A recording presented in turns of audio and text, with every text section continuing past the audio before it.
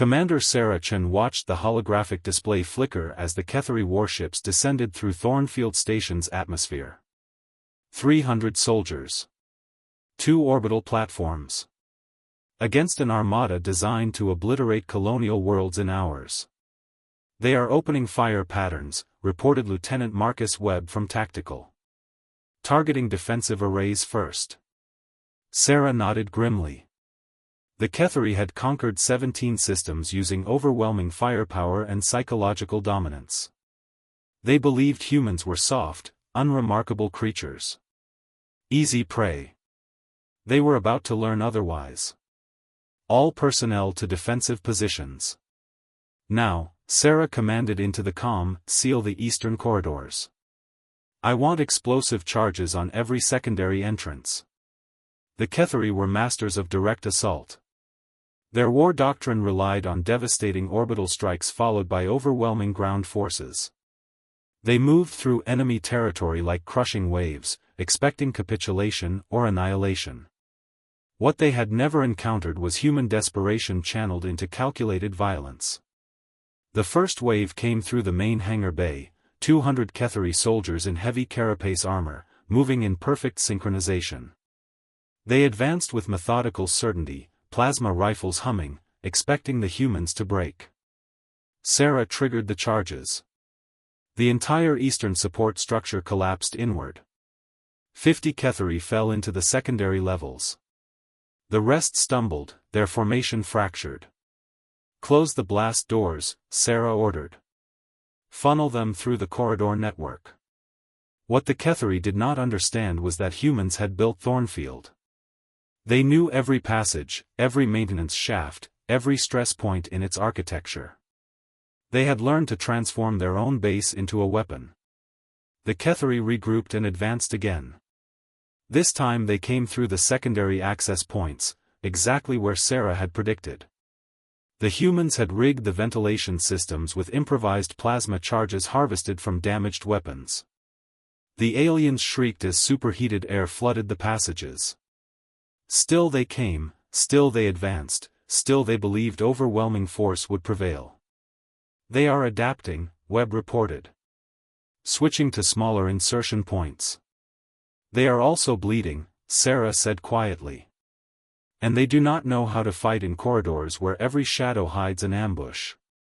They are used to open fields and orbital supremacy. We are taking them into our domain. She activated the next phase. 50 volunteers armed with mining charges moved through the maintenance tunnels like ghosts. The Ketheri had superior armor and firepower, but they relied on synchronized communication and predictable tactical formations. Humans adapted. Humans improvised.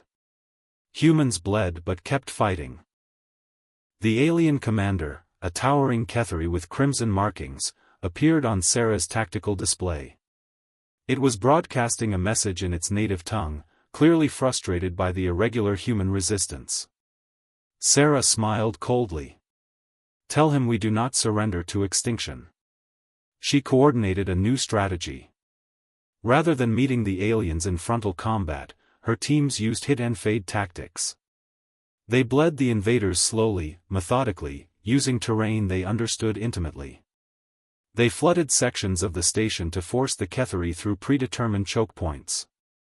They used darkness, something the Ketheri relied less on, to execute coordinated strikes. 4 hours into the assault, something unprecedented happened, the Ketheri began falling back.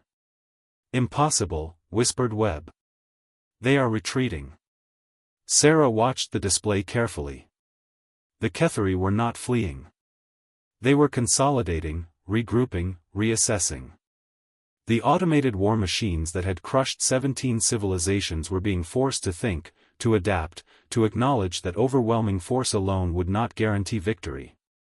The Ketheri commander made its final move, a concentrated assault on the command center itself, a desperate attempt to end the human leadership and break their will. Sarah met them at the threshold, rifle in hand, her remaining guard beside her. They did not fight with the Ketheri's synchronized precision. They fought with the chaotic brilliance of desperate humans defending their home. When the dust settled, the Ketheri withdrew entirely.